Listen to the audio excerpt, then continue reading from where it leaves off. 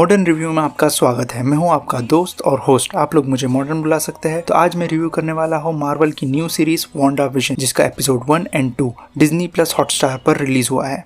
This big house. Well, I assure you, I'm married to a man, a human one. Wanda.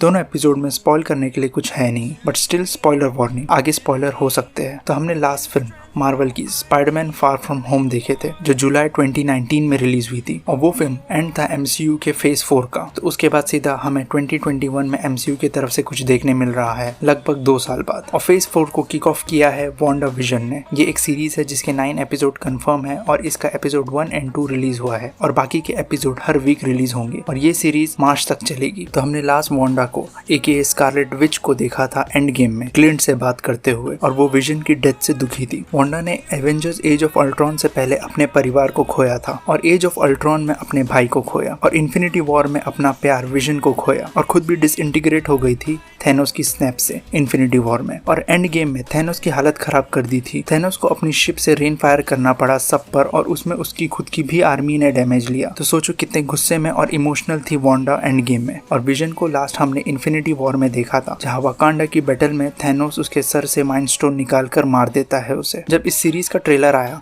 जितने भी लोग हैं सब confuse थे, इंक्लूडिंग मी, कि ये क्या है, बिकॉज थोड़ा अलग ही लुक और वाइब आ रही थी ट्रेलर से। और ये सीरीज एमसीयू के यूनिवर्स में ही प्ले हो रही है। ये स्टोरी एवेंजर्स एंड गेम के बाद की है, जहाँ वांडा अपनी खुद की रियलिटी बनाकर जी रही है, जहाँ उसने विजन से शादी कर ली है, और एक वेस्ट व्यू नाम के टाउन में जाके एक सिंपल कपल जैसा जी रहे हैं, और दूसरे लोगों में मिलजुल रहे हैं, और वहाँ के लोगों के सामने अपनी पावर छुपा रहे हैं। बट ये असली रियलिटी नहीं है, और वांडा को एहसास होता है कि कुछ गलत हो रहा है। ये सीरीज बोलने को तो एक सुपर हीरो सीरीज है, बट इसका कॉन्सेप्ट बहुत डिफरेंट है। अभी तक एपिसोड में हमें ऐसा लग रहा है कि हम कोई पुराना सिटकॉम शो देख रहे हैं, जो मैंने कभी देखा नहीं। सिटकॉम देखा है पर ब्लैक एंड व्हाइट जमाने का नहीं। तो 4:3 एस्पेक्ट रेशियो है, ब्लैक एंड व्हाइट है, पीछे लोगों की हंसने की आवाज आती है, और वियर्ड और फनी है, जैसे खुद की ही पैरोडी बना रहे हो। वांडा और विजन का कैरेक्टर प्ले कर रहे हैं Elizabeth Olsen and Paul Bettany. दोनों ने बहुत अच्छे से अपना कैरेक्टर प्ले किया है। एक 50s-60s के सिटकॉम के जैसा इंटेंशनली एक्ट करना डिफिकल्ट है, और खुद की ही एक तरह से पैरोडी और स्पूफ करना। इस सीरीज का ओपनिंग सीक्वेंस इतना इंटरेस्टिंग है। जिन 2 कैरेक्टर को हम इतने साल से जानते हैं, स्पेशली वांडा जिसका इतना ट्रेजिक पास रहा है, वो इतनी खुश है,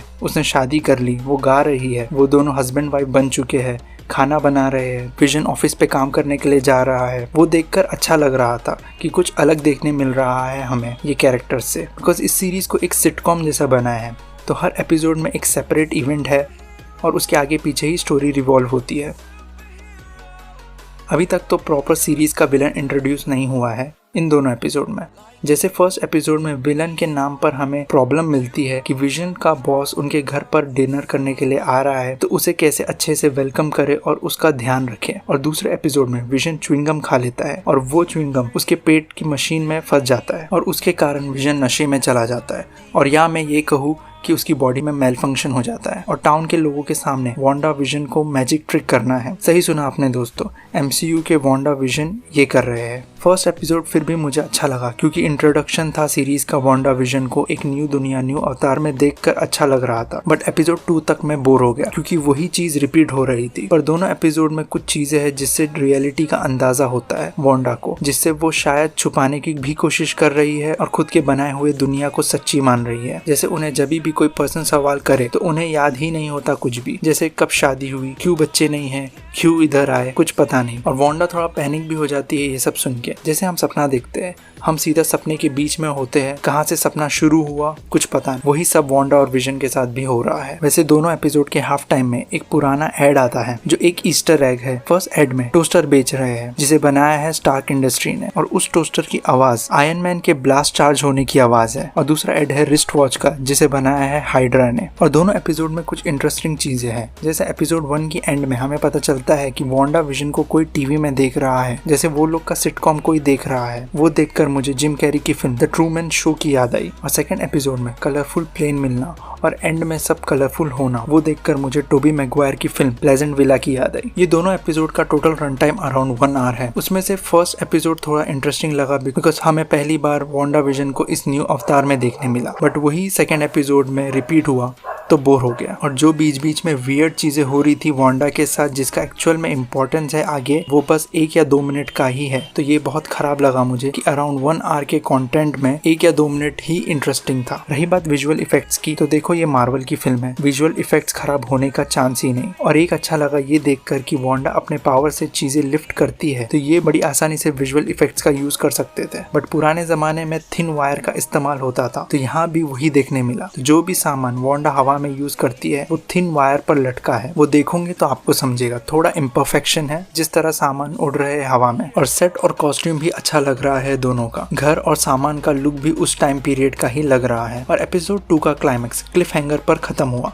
तो शायद एपिसोड 3 से एक्चुअल प्रॉब्लम सामने आए, ना कि वही स्लाइस ऑफ लाइफ चीजें देखने मिले। पर्सनली मुझे स्लाइस ऑफ लाइफ एपिसोड पसंद है, बट उसका गार्निश होना चाहिए डिश पर, पूरी dish he slice of life नहीं होनी चाहिए। हमें सबको पता है MCU की दुनिया कितनी बड़ी हो चुकी है, उनकी दुनिया में भी और हमारी दुनिया में भी। हर किसी की नजर होती है अभी MCU की मूवीज और सीरीज पर, और 2 साल के बाद न्यू कंटेंट लाना, वो भी वांडा विजन के ऊपर सीरीज जो एक साइड कैरेक्टर्स थे मेन मूवी में। हाँ, वांडा विजन की भी फैन फॉलोइंग है, बट उनकी फॉलोइंग मेन हीरो से कम ही है अगर कंपेयर करें iron man, captain America, Thor से। तो इवन लोकी ज्यादा पॉपुलर है दोनों से। तो 2 साल के बाद आना, अपना फेज 4 की शुरुआत वांडा विजन के सीरीज से करना, जो एक यूनिक कॉन्सेप्ट है और रिस्की भी, हमने कभी ऐसा नहीं देखा अभी तक MCU में। तो ये हिट और मिस हो सकता है। तो मेरी नजर में MCU ने फेज 4 की शुरुआत लोकी की सीरीज से करना चाहिए था, एक हाई नोट पर, ना कि वांडा विजन एक एक्सपेरिमेंटल सीरीज पर। प्लस एक साथ में सारे एपिसोड रिलीज नहीं करना, ये भी एक प्रॉब्लम हो सकता है, बिकॉज ये 2 एपिसोड में कोई हुक करने वाला कोई सीन नहीं था या OMG वाला कोई मूवमेंट नहीं था जिसके बारे में लोग बातें करें। मैं एनिमे मंगा का फैन हूँ, मुझे वेट करने को प्रॉब्लम नहीं है, बट यहाँ मार्वल वालों ने गलती कर दिया। अगर आगे के भी एपिसोड ऐसे ही हुए तो ये सीरीज फेल हो जाएगी और इसकी वजह से दूसरी सीरीज पर भी बैड इम्पैक्ट पड़ेगा। आई होप आगे के एपिसोड अच्छे हो और स्टोरी पिकअप करे। और मैंने पढ़ा है कि डॉक्टर स्ट्रेंज 2 का भी कनेक्शन होगा इस सीरीज में। और मार्वल का जो कॉन्सेप्ट है वर्ल्ड बिल्डिंग का,